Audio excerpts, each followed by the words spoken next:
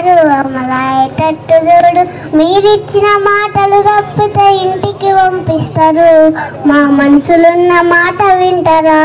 ఓసారు మీరు పల్లెకు మళ్ళొచ్చిపోతారా?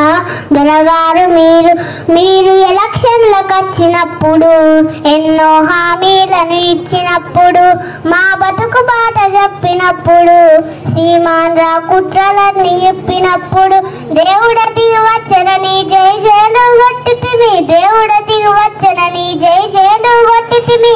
మీ మాటలు కోటలు దాటే మాకు పూట గడవదాయే. మా మనసులున్న మాట వింటారా? ఓసారి మీరు పల్లెకు మళ్ళొచ్చిపోతారా?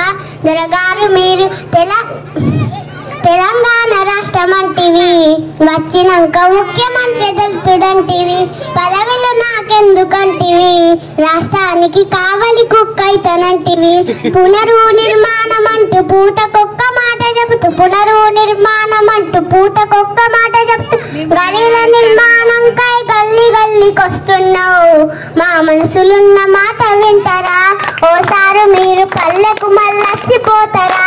దొరగారు మీరు కవితమ్మను బొమ్మ చేసివి, ఊరూరా తెలంగాణ తల్లి అంటివి, కొడుకు సిరిసిల్లనిస్తివి, అల్లుడికి సిద్దిపేట రాసి పెడితివి.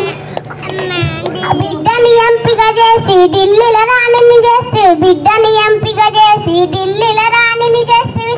గల్లీల నీ రాజకీయం గమ్మత్తుగా నడిపినావు, మేము డప్పు కొట్టి పాట పాడితే ఓసారి మీరు బుగ్గ కార్ల తిరగబడతారా? దొరగారు మీరు సమగ్రాంధ్ర పదన చేసిన తుమ్మలతల సానియత్ల మంత్రులయ్యిరి, జగన్ జెండ మోసి తిరిగిన కొండ సూరేఖ గుండెకి లీరలియదా?